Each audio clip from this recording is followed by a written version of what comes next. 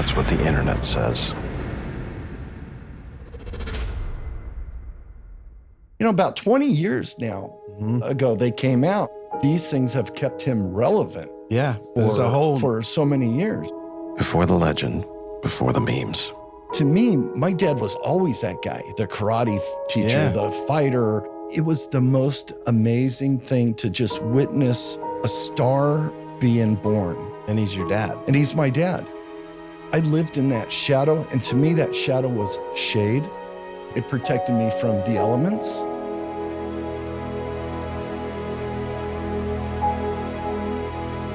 We just started making faith-based family films. Right. I didn't want to be defined by movies. I just wanted to be a nice person. To the world, he's Chuck Norris's son. To the people who know him, he's just Mike. Howdy, y'all back. Welcome back to Y'allcast. Great, impressive, fun guest today. Legend Junior. I'll take it. Mike Norris, thank you so much for being here. Let's just get the one hard question out of the way. Worldwide legend, meme famous for a decade at least now. Your father, one of my heroes, Chuck Norris. One of my heroes too. Yeah. He is my hero, the hero. Yeah. The memes, about 20 years now ago, they came out. And so there's a couple guys out of Columbia University. Yeah. And boy, these things, the internet's starting to take off. And somebody smart said to my dad, you know what, you need to go buy all these, purchase the Chuck Norris facts. Yeah. And so he did. And so he kind of, he owns the IP. Yeah, he owns the IP on that. That's awesome. I think it was amazing. He had such an amazing career, in films and television. Yeah. And then as he's, slowly kind of slipping away from doing that, that these things have kept him relevant. Yeah. For so many years. Two more generations that never. Yeah. And I love them. I love them. People always come up. Have you heard this one? Yeah. And it's great. It's great. So you're the oldest? I'm the oldest. You're the oldest? Yeah. That's a hard position to be in general in any family, but being the oldest of such a legend and that guy casts a wide shadow. Man, how did you navigate that? Yeah. Well, it wasn't bad because when I was younger, he was a karate teacher. Yeah. So everything's normal. He owned karate schools but he was kind of famous. Right. He'd done a couple of commercials. Yeah. He did the Bruce Lee movie. So he was kind of famous. But at about 13 years old, 14 years old, somewhere around that time, everything started to change. He made this little movie, which came out in the theaters back in like late 70s, late 70s, and it did real well. And then all of a sudden another movie came. And so as I'm watching this and witnessing this, I'm now in high school, and it was the most amazing thing to just witness a star being born. And he's your dad. And he's my dad. Yeah. So it was always very cool going, wow, I knew I was witnessing something amazing. I knew that. Where it was going to lead to, I had no idea. But to me, my dad was always that guy, the karate teacher, the fighter. The tough guy. And, as a child, his thing was he would have to get students into his school. So we would go do demonstrations all over. Yeah. And this is how much movies meant to him at the time was he goes, well, we'll do a little fight scene, of you and I walk, and we'd be at car dealerships, at schools, at things like this. I'm 5, 6, 7 years old. Wow. We do this thing. He's walking one way, I'm walking another, and he runs into me and he bullies me. And then we do a fight scene. And so to see that kind of manifest itself all these years later on Walker, Texas Ranger, I'd be directing an episode and maybe a fight scene isn't going the way he wants. And he'd look at me and he'd go put a wig on and get back here. We're doing this fight scene. I go, yes, sir. So it was just for my whole life. Yeah. He's always been that thing. But you said something interesting, that he casts a wide shadow. Yeah. That is a big shadow. Yeah. The one thing I learned early on was I lived in that shadow. And to me, that shadow was shade. Oh, okay. It protected me from the elements. And I knew I'm never going to be a Chuck Norris. Yeah. This is just, there's only one. Yeah. And so I realized that early on. In the 80s and 90s, I was, an action actor. Mm-hmm. And my dad went and did Delta Force 1 and 2. Right. They're going, man, that was great. We made some money. We don't really want to spend much money anymore. Right. So let's do a low budget Delta Force 3 and 4 and bring in Mike Norris. I was like, great, I'm in. So he'd go do the big 2 movies. Then I'd go do the lower budgeted movies. But you know what? I got to go to Israel. Yeah. I brought my wife, my daughter. We went to Israel, had a great time. We just had dinner the other night, introducing him to my daughter's new boyfriend that, we waited. Oh, that's a whole nother story. Waited around about 8 months and we're like, wow, this is really happening. And so we all go have dinner and oh shit moment. He's got to meet grandpa. yeah. but it was amazing because, he is engaging. He will look right into you. Yeah. He sees you. And that's good. I like how you said that. Yeah. Well, I was the first time I met, I was like really like, a little starstruck because, he was one of my heroes growing up, him and Sylvester Stallone, 2 guys that really, my parents got divorced and they were 2 guys in the late 70s, early 80s, had these like really iconic personalities. Yeah. So it was really a big thing, but he remembered my name, shook my hand, was grateful, took a picture with us. Yeah. So kind. And then there was a line that was a mile long and he took care of everybody behind me. Yeah. It was really, really interesting. He's always been like that. He will always spend time with people. So you just mentioned that it was not a shadow, but it was protective shade. What point during that journey did you realize like, oh my gosh, my dad's really famous? I knew it. Yeah. I knew it all along. Yeah. I knew he was famous. Going into a restaurant to have dinner and all of a sudden everybody's looking at him, you don't not see that. Yeah.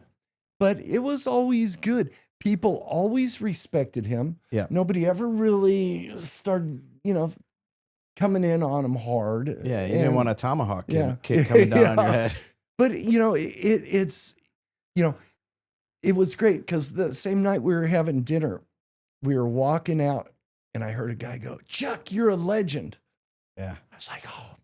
Yeah. And I'm so proud. I'm like, yeah, that's my dad. Yeah. And then just seeing my dad be gracious and be like honorable, proud. Yeah. Like, yeah. So he goes over and shakes the guy's hand. I've seen him do it 1,000,000 times. That's He's always so going, cool. anybody that's going to come up and be appreciative of him, Yeah. he's given the time to. Well, so what's amazing to me is you kind of found your own little craft within that.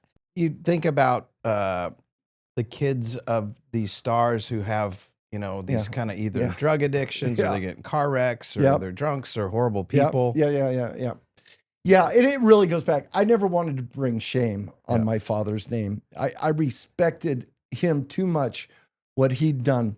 So I kind of laid low, but also when we came out to Texas to do Walker, Texas Ranger, which was the single greatest job that I've ever had. I think a lot of people, it was the greatest job. I go work on shows now all over and people, these older stomach, man, those were the greatest times on that.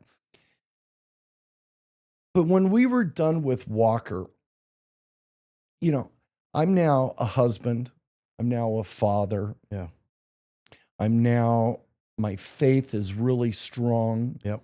And so it wasn't only I didn't want to do something to embarrass my father, my family or anything, but I didn't want to do anything to mess up my relationship with the Lord, Okay. Yeah. And so that was a driving factor of me just trying to live that way authentically, but also I wanted to be a good husband. Yeah.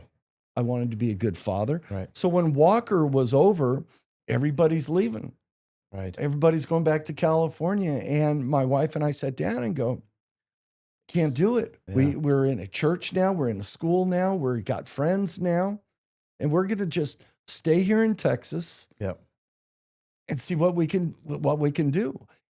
I have no talent, to go work or anything. So I knew I had to stay in this industry. Mm-hmm. So my wife and I go, let's start a little production company. We just started making, faith-based family films. Right. And you've done a lot. We've done a number of those. It was really good, and it was kind of my identity. That was where I could kind of break out a little bit. Right. And that's what I do. Was that troublesome, or was there any caution that you had to look at when you're like, oh my gosh, my dad's Chuck Norris. I'm in the film industry now. He's like an icon. Yeah. What was that process like? Well, you know what? I understood everything I've ever done in this business in one way goes back to me being Chuck Norris's son, doing those movies, in the 80s, 90s, and 2000s, to my job on Walker, Texas Ranger. It was all my dad. Yeah.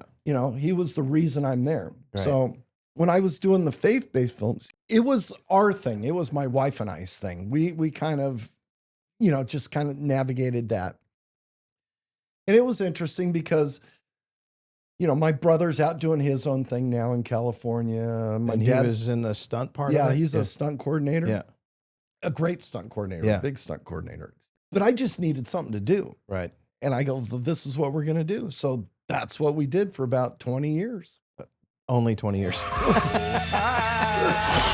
Drowning in blue light. It's messing with your melatonin and focus. Find your calm. Protect your vibe with Lucia Eyes. Grab a pair at luciaeyes.com. We block blue light, not sleep. Use code YALLCAST for 20% off. So at what point when you were growing up did you decide you wanted to kind of follow in his footsteps? Was it a decision or was it just happen? Yeah. It just happens. I'm 18 years old. My dad's doing a movie in Hong Kong. And him and my mom, they go, come on, we're sending you over to Hong Kong. Come out. You can work a couple days. I was like, oh, okay, great. Yeah. What year was this? 81. 81. 81, yeah. I was a senior in high school. It was funny. I was on Korean Air Flight 007 1 week before it got shot down. Oh my gosh, that's scary. But it was fun because, go over there and I've got a SAG card. I got my SAG card in 77 on a film he was doing, A Force of One. Right. And go over there, do a little fight scene, do a stunt, and have a great time. But it just kind of started happening, and I didn't go to college. I didn't have any real direction. What I wanted to do. I mean, if I had it my way, I'd be a truck driver driving the country. I mean, that sounds great to me. Yeah. But this is what I was exposed to. And it was just kind of, we fell into it. My dad's brother, my dad, my brother, me, everybody in that thing, we all kind of went into this business. Yeah. Wow. Yeah. At what point did you realize that this was going to be kind of a lifetime thing?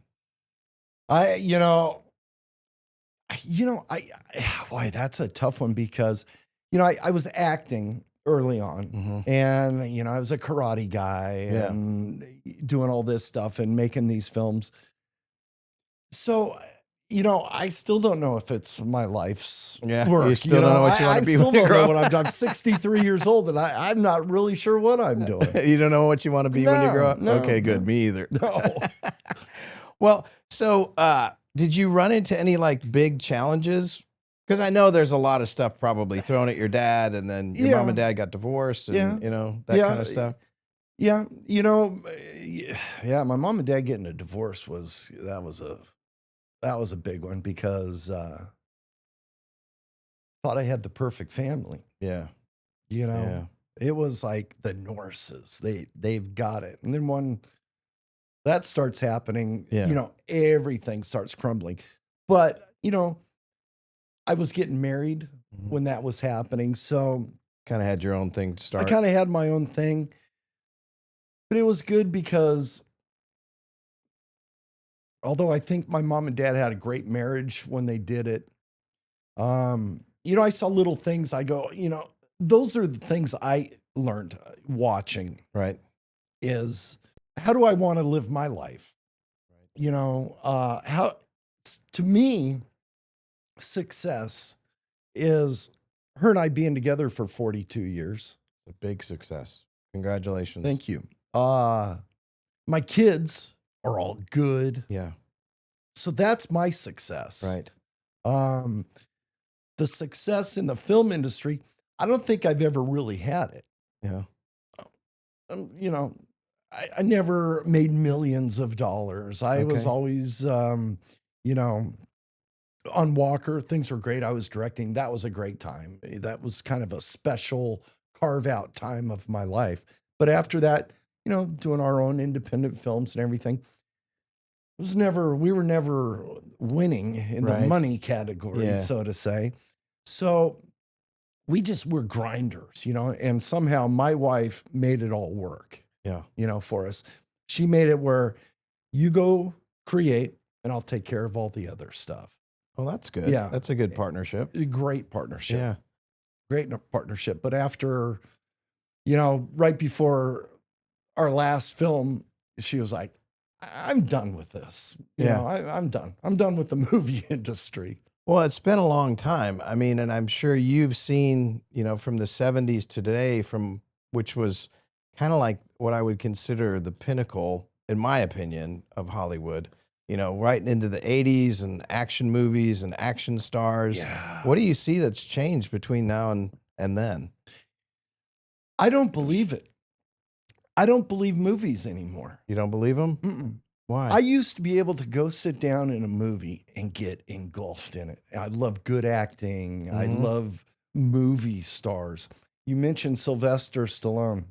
I worked with him last year on Tulsa King. Nice. Never met him before. When I saw Sylvester Stallone, I was putty. Seriously. I'm going, oh, that guy right there wrote wrote Rocky. Yeah. Right. He was in Rocky, Yeah. Rambo, all these great movies that defined us at Yeah. that time. Men. And he was just the greatest guy. Just the greatest guy. Loved him so much. Yeah. Yeah. But Awesome. I've met pretty much everybody. But when I met him, I was like, Well, so I like Tulsa King, and I believe Tulsa King. Yeah. You know? I mean, Taylor Sheridan's Yeah. really good. Taylor Sheridan's Yeah. great.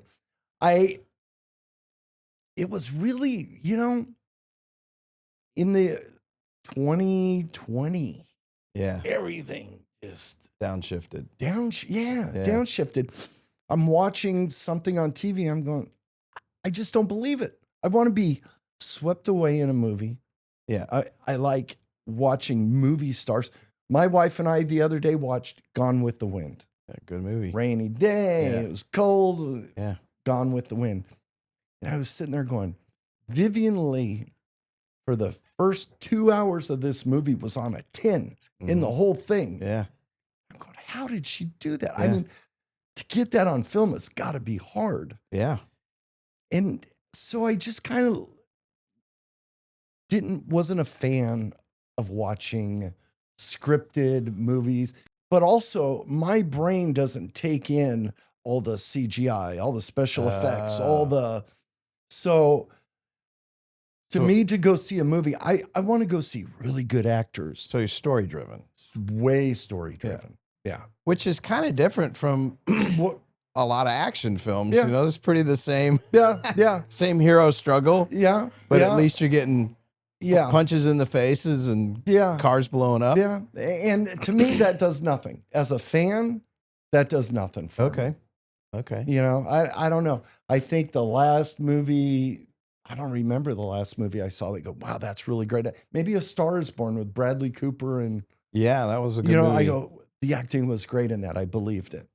So you talked about your faith, Yeah. and then shifting into these faith-based films. Yep. At what point did your faith become comfortable enough to where you wanted to publicize it? I was never shy about my faith. And on Walker, I was a Christian on Walker. Mhm. And as the years went on, my dad's faith is now also getting stronger. Mhm. And he wants to introduce a little faith into Walker. Well, the good news with that was, Mike's that Christian guy. We'll let him do all the shows that have a faith message. Okay. And I go, that's great. And so that's what kind of doing it on Walker was kind of what gave me the strength to say, we could do this. There's a market for this. And, there's no faith-based movies out there at this time. I think Passion of the Christ. Yeah. And that was it, really. And so it was kind of an untested market, but we just go, let's just go for it. We did a film, Maggie's Passage, about adoption. It was a really sweet little film we did. But at the time, the distribution isn't there. Yeah. Well, there's a kind of a target on your back when you tag it with a Christian moniker. Yeah. So what I did, I packed up my car. I had 4,000 DVDs, and I hit the road. I'd go to this church, show the movie, give my testimony, take questions, and sell DVDs. Wow. Yeah. And that's kind of how we did it for a long time. I'm packing up my kids. We're going all over. What is your testimony? Boy, I've got a few. Okay. What's your favorite one? I'll tell you. I'm on a boat. This is Not like the Saturday Night Live skit. I'm on a boat. No. So my mom and dad have a restaurant in Newport Beach. It's called Woody's Wharf, and it is the hottest spot in town. And me and a bunch of guys, we take off, leave Newport Beach. We go to Catalina. Okay. 26-foot boat.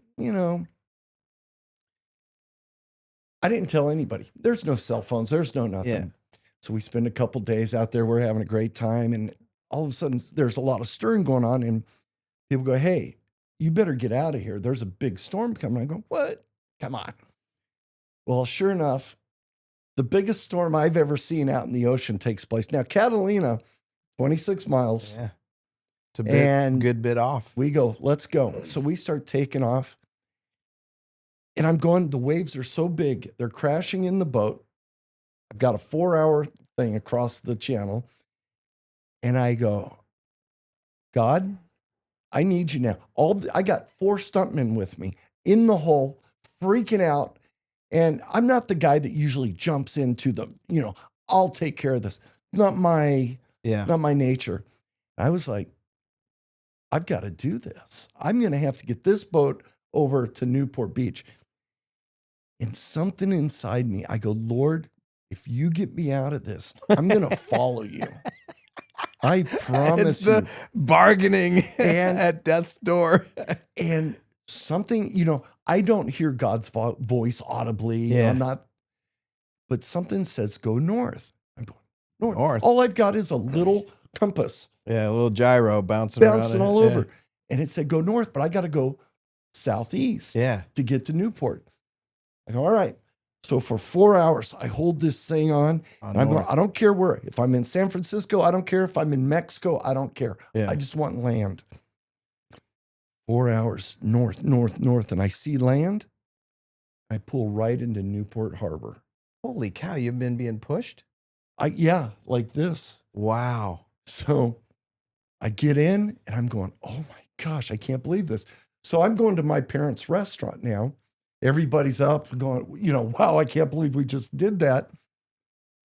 And I look and there's my dad on the dock and I'm going, what's he doing there? Your pops is on the dock in a storm? No, it's not. The storm's not in Newport now. It's just raining. Okay, just cleared. And man, all of a sudden I see his arms waving and he's like pointing, get that boat here.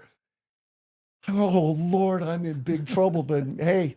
Second, please. Yeah. And I go to turn in to the slip and my engine locks. A bolt comes out of the engine, which could have happened 30 minutes prior. Yeah, or 3 hours prior. And it locks the engine. And I'm driving and I'm doing a loop and there's my dad and I go right by him and I'm looking him in the eye. He's going to pull that boat over here. I'm going to kill you.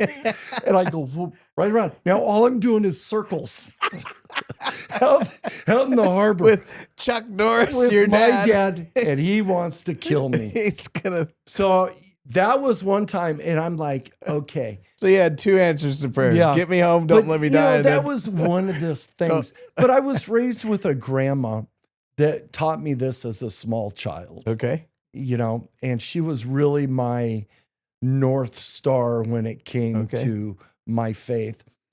But then also, when I'm getting married, I'm like, when I got married with my wife, I'm like, God, I need you in this marriage. Mm. And the way I looked at it was like a three-legged stool. Mm. If it was just my wife and I, that stool's going to fall. Yeah. Just me, the stool's going to fall. Yeah. But if there's three people involved in this marriage, it can't fall. And you were young. No, I mean, I'm 29 when we That's got married, still but we met when we were 21, randomly, another God thing. So I'm in Helsinki, Finland, and my dad, we were just talking about this the other night, and my dad calls me and goes, hey, I've got tickets to the Michael Jackson reunion tour. I think it was 83. Wow. You know? And I go, I'm there. So I've got about a month off in Helsinki. Okay. And I fly to Chicago. My first day there, you know, I get there, my mom and dad, and, you know, that whole excitement of coming to, you know, a big the Jacksons. set and going to that concert.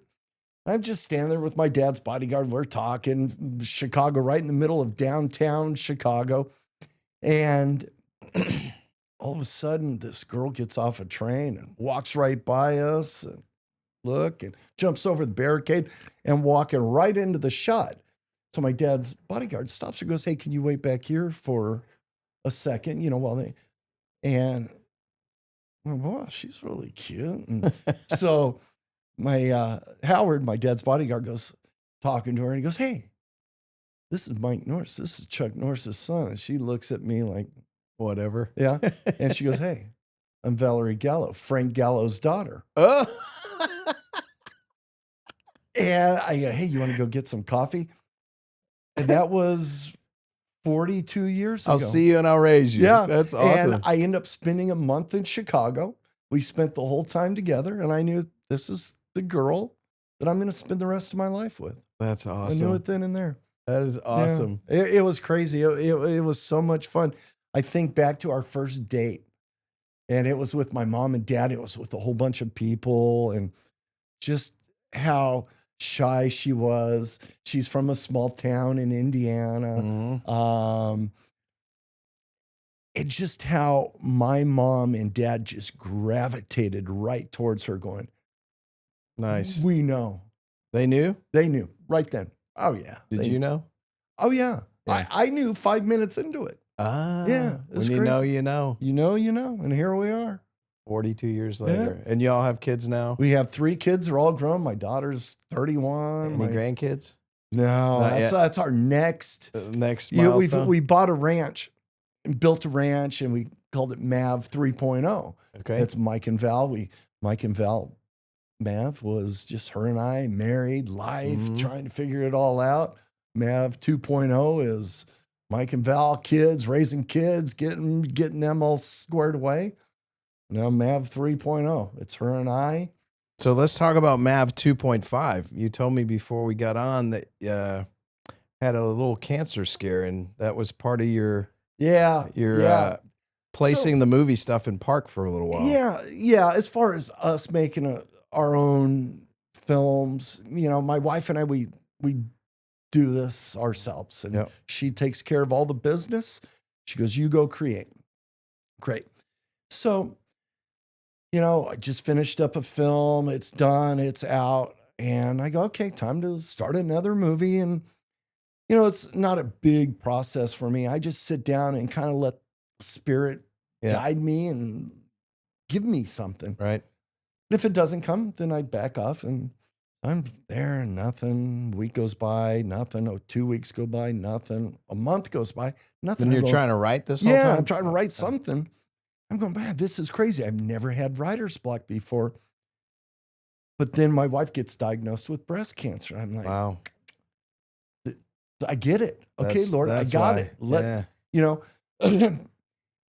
and I was never that guy to step up and be the man. You know, it's like the boat story. I had to at that time. And I find myself in that position again. It's like, okay, the only thing that matters to me is my wife. Right. And getting her healthy, whatever that is. I don't know what anything looks like. We are blind to this whole thing. We are both just holding each other's hand, praying, going, what is going on here? And it was radical. You know, it wasn't just Pretty heavy. it was radical.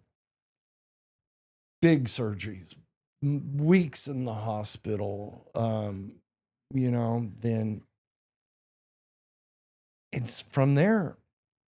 I told you, I called my brother and I go, look, my insurance now means everything to me. And we were able to kind of finagle, get by and, you know, get by on insurance. And now this was the most important thing to me, was having insurance to make sure I could take care of my wife. So you stop the writing process and you call your brother, who's a stunt coordinator. Stunt coordinator, Eric Norris, biggest stunt coordinator, I think, in Hollywood. I mean, he's doing all the big shows, just big show after big show. But so you called him to get a job or what? I just called him to let him know the situation. Oh, okay. And that, you know, because I mean, although we're very close, he's out doing his thing. I'm doing my thing. Yeah, of course. You know, we're, you know, hey, how you doing? You know, so all those years we get together and everything, we're good friends and brothers, but our work lives don't cross. Well, you know, we'll fill each other in. And so he goes, okay, I got you. And at this time, he was working on Hawaii 5-0 in Hawaii. Okay. So I started going to Hawaii, working. And so for the last, I don't know, I think it's been about 7 years now. That's what I've done. And I see your wife's here, so she's better and she's in remission. Everything's she's doing good. She's in remission. She's doing good. Thank God for that. Very thankful, very grateful. Awesome. Because she's the most important thing to me. All right. Good. Good. So, thank God for that. thank Glad God she's for that. she's better and got all through that. Yeah, she's doing good. So are you back to writing now? Are you back to producing? No. But it may not be that far off. Okay. Because nothing's, you know, I've had things for a year and a half. This was, you know, for a year and a half, I was getting ready to do a TV series with Sony. It was kind of loosely based off a film I did called I Am Gabriel. It was about a boy angel. And so Sony now owned that IP and they wanted to turn it into a TV series. I go, great. So for a year and a half, we're working on this writing. It's eight-part series, you know, money, all this stuff. Right. You know, and this is where, you know, like ego and you trying to be something you're not. And I was like, they're going, okay, we'll get you set up. We'll get your contracts and we'll start getting you paid. I go, no, you don't need to pay me. Pay everybody else. I want everybody else paid. Don't worry about me.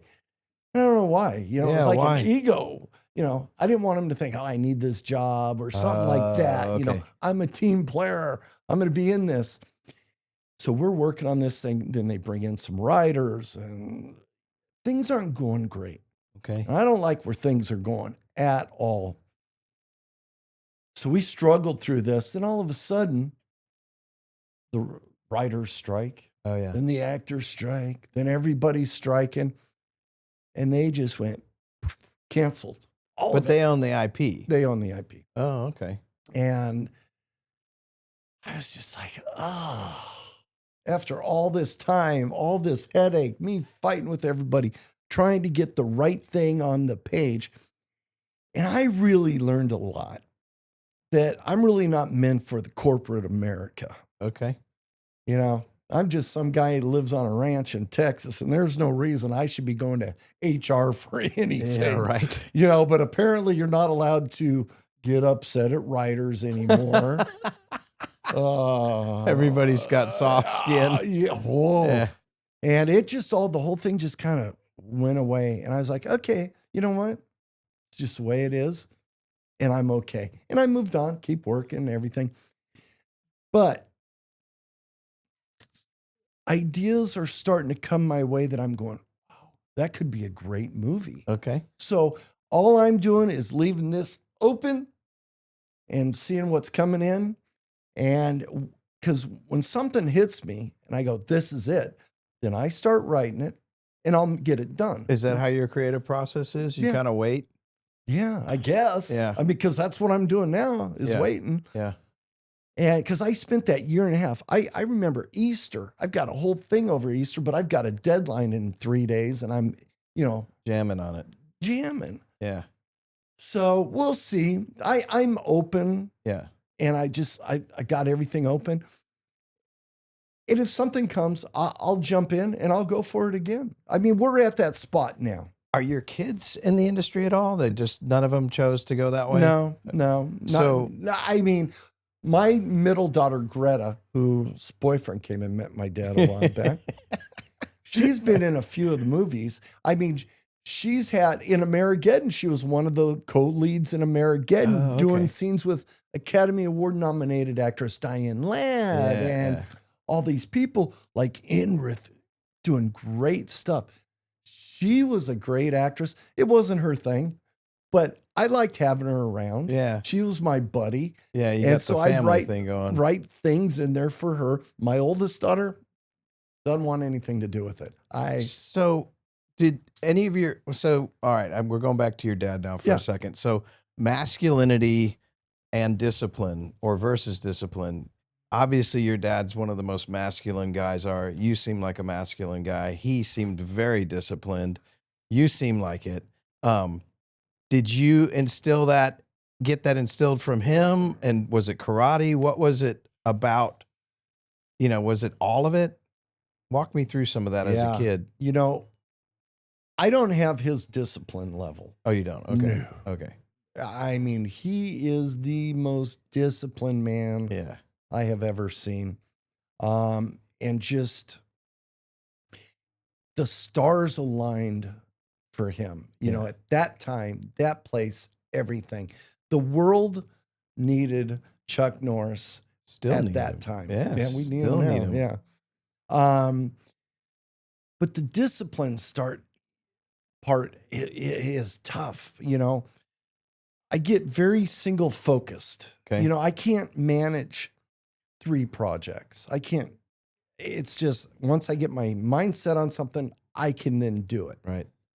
But if I've got a few things out here and I'm trying to grasp, what do? I spin my wheels. Yeah. So I need to get laser focused. And, it's like our ranch. I spent 3 years just working to get that place the way I wanted it. Yeah. And now it's done. Yeah. So I'm thinking, oh, this is great. I could sit on the back porch and now enjoy my property and not have to work it so hard.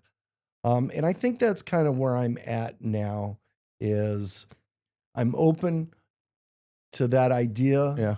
Yeah. And once it's laid on my heart, I'll know it for sure. And then I'll go for it. So was he was he a ball buster when you were growing up No. for discipline or was No, he? no, not at all. My dad was, he was the best. He was a great father. He was a disciplinarian. Yeah. I think my mom took on the more disciplinary roles, but if it went to my dad, then it was That bad. was a trouble. Yeah. I I'm never calling your forget. father. Yeah. I'll never, me having to get a spanking and, he'll sit me down and he'll talk to me and he goes, this is going to hurt me more than you. And I was like, I don't think so. Yeah. But he was great. He was great at that. But it was also, we were free. So he gave you some latitude. Big latitude. Because now, I'm 18 years old, senior in high school. Getting out of high school is really when things are pumping. He's gone 6 months of the year, but he won't leave during football season. He will not miss a football game, a baseball game, anything like that. So he was at your events. Everything. Wow, He that's was awesome. He was the guy there. That's awesome. And my house, our house, my dad's house was kind of the gathering spot for everybody all growing up. It was a Kool-Aid house. It really was. It was the place. And all my friends, he was Mr. Norris. He was the karate guy, and now he's this. But they all saw it too. My school, all my friends saw it. And it was so it wasn't hard discipline. He gave us freedom. Freedom to screw up. Freedom to screw up. But he was always there to pick you up. That's good. What's your favorite Chuck Norris film? My favorite by far was Lone Wolf McQuade. Lone Wolf McQuade. Awesome. Man, when he's in the Bronco and they buried him to leave him to die, and he cracks open the beer and he's drinking the... Love that movie. Love that movie. What's your favorite Chuck Norris meme? There's so many. And I just saw my dad, I like it when he says them, I bet. because he gets excited, It's almost like he takes himself out of the equation and tells a funny in the joke. third person. Yeah. But I like the, Chuck Norris got bit by a cobra, and after 3 long excruciating days, the cobra died. Or the lion died, or whatever it was. Chuck Norris doesn't do push-ups. He pushes the earth down.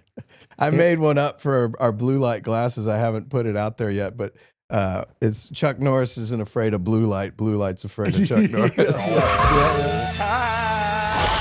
Drowning in blue light. It's messing with your melatonin and focus. Find your calm. Protect your vibe with Lucia Eyes. Grab a pair at luciaeyes.com. We block blue light, not sleep. Use code YALLCAST for 20% off. There's so many. Yeah. And it's fun to go, when you go on social or something, and you could read all the people giving their own Chuck Norris jokes. They're hilarious. I don't think anybody does not like your dad. No. I have never seen any haters at all. No.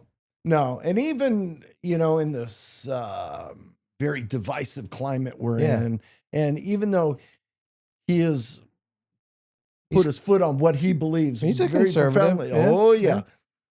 People still love him. Yeah. People still love him. Yeah, I haven't seen anybody. Maybe because they're all afraid. Yeah. What did you teach your kids that you got instilled from your family? What's the number one thing you feel like you helped your kids through?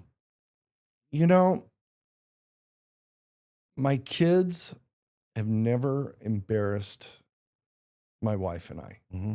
They've never publicly done anything to shame because you know what? It's not me, it's my dad. Yeah. Because everything filters up. Flows and they're up there. going to go, who cares about Mike Norris? But, Chuck Norris's grandkids did. Right, yeah. They're good. They have good hearts. My wife did a great job of giving them normalcy. Mm-hmm. But yet, they were raised on a set, and so they were aware of it.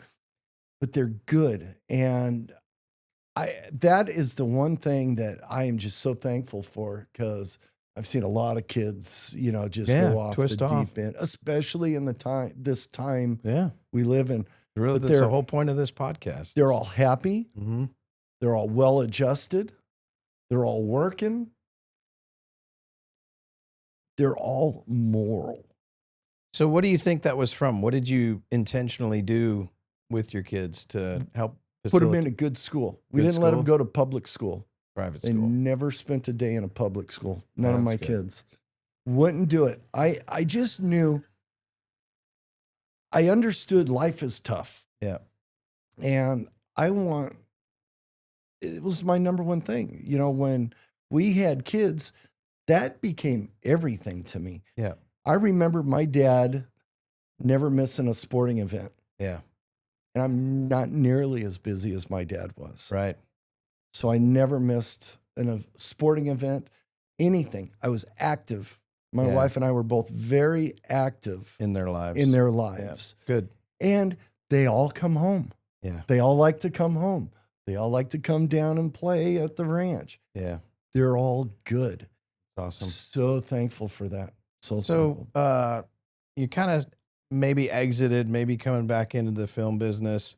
What would be your advice for, anyone in high school or college or thinking about trying to get into the film business now with the changes? What advice would you give them? See, I'm not so sure I even know that, because I think I'm like them right now. Yeah, it's Being changed a out lot. of it for so long and just going into work with no responsibility really, except not killing somebody doing a stunt. I'm not sure what the industry is like right now. It's in change for sure. We're in change. We're in change.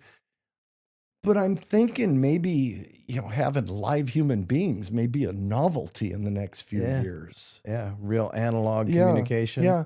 And I'm not up on AI much. Yeah. I learned a little bit from your brother. Yeah. But I don't know what it looks like. So I'm just kind of watching, observing, learning. Yeah, you seem like you did that a lot growing up too, watching and observing. What was the number one or number two thing that you watched or observed that you carried forward? Maybe that was like a constant in that industry that you were able to use.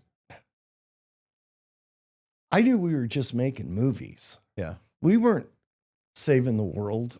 We weren't curing cancer. We weren't doing anything except making movies. To me, very unimportant in the world. Right. Very unimportant. But it was all I had. It was all I had. So but I didn't want to be defined by movies. I just wanted to be defined. I think as a nice guy. I care. I care about people. And I just wanted to be a nice person. I didn't want, and once again, it goes back to my father. He's so nice. I didn't want people walking around going, "Oh, that Mike Norris, Chuck Norris' son, he's a jerk." I'd be mortified if that happened. So not taking yourself too seriously about who it is or what it is. And you know what? Small stuff doesn't matter. The little stuff doesn't matter. I remember, I'd let small things bother me. Mm-hmm. And it took a while to learn, let the small stuff go. Don't worry about the small stuff. Yeah. Don't worry. Man, I just had another good thought and it just jumped through my brain. Isn't that crazy? Yeah. So if you were to go back to your younger self, post-puberty, say 13 to 16 years old, is there anything you would do differently? Or if you were to go back and tell yourself, hey, this is what's coming, watch out for this, what would you tell your younger self? Yeah. That younger self, I was, you know what? That younger self, I was good. Because that was the time I'm watching all this happen. Yeah. So I'm kind of focused in. Maybe college age then. Yeah, well, you know what? Alcohol's no good. I'd have told myself alcohol's no good. Too much. Too much alcohol's no good. But I learned, once again, early on, alcohol's not good. Don't do it. Yeah. So and that was a thing that I didn't have to worry about in life. I don't know. I try to think of that. What would I go back and tell myself? But well, you seem completely well adjusted. I mean, like you've had a really interesting life. Your father's had one of the greatest lives, Yeah. So, and having seen, publicly other children, basically flush the toilet on themselves, you've done a really good job navigating that. Yeah. I did a film in Israel. It was one of those Delta Force movies. But this whole film was sons of. There was Kirk Douglas's son, there was Cassavetes. Nick Cassavetes was somebody's sons of kind of thing. And I'm there, and these people were messed up. Yeah. I mean, they could do nothing but complain about their family. Okay. And I'd be going, what on earth is wrong with you guys? I guess I've got it made. Yeah. I go, my dad's a normal guy. We don't get caught up in that stuff.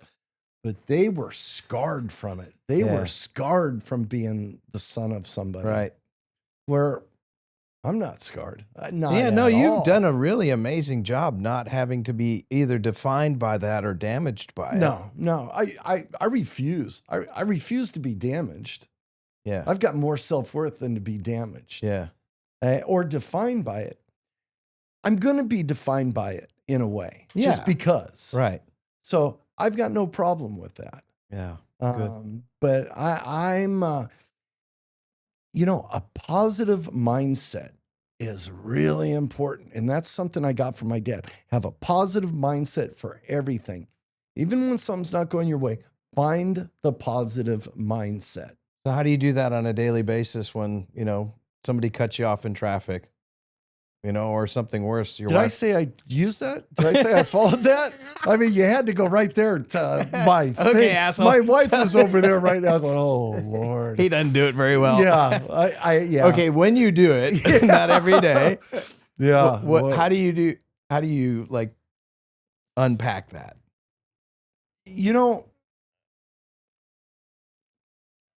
I let it go. My thing is when I get upset, it happens, it's hot, and it's fast, and it's about a few minutes. Passes through and you. then it goes away. Okay. I let it pass through. Nice. I am so blessed as we sit here today. So blessed. We've had times of struggle. Yeah. I've put our family in dire straits so many times. My family, just with these harebrained ideas. And every time my wife goes, all right, let's do it. If you want it, let's do it. And she finds out a way. But as we sit now and I look back on that, our life is good. Our stresses are minimal stresses. So a lot of gratitude. So much gratitude. Our prayers every night is we're so thankful, so thankful, so thankful. Oh. So grateful. So Well, I'm really thankful and grateful you came to visit with us, and it's really cool to see you face to face. I appreciate that. How do people find you if they've got a really cool idea for Delta Force 9? They want to catch you.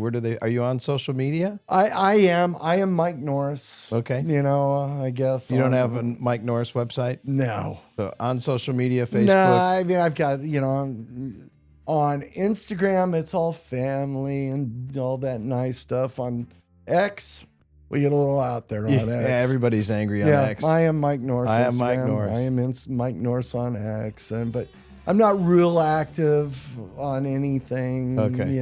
I love to go in and scroll. I fall into the same The mind same virus trap. that everybody else gets into. Well, that's where we're trying to provide some good parts of the antidote to the virus here. So which you have. Thank you. Well, I'm so glad you came here. Thank you so much for being here, and really an honor and a privilege to meet you. It's my honor, Dan. Thank you. Y'all cast. Y'all cast. Adios, y'all. Thank you. Y'allcast disclaimer. Welcome to Y'allcast, where opinions are strong, the coffee is stronger, and absolutely nothing you hear should replace your doctor, lawyer, therapist, or your grandmother's advice. Everything you see or hear here on the podcast, videos, live streams, all of it is for entertainment and information purposes only.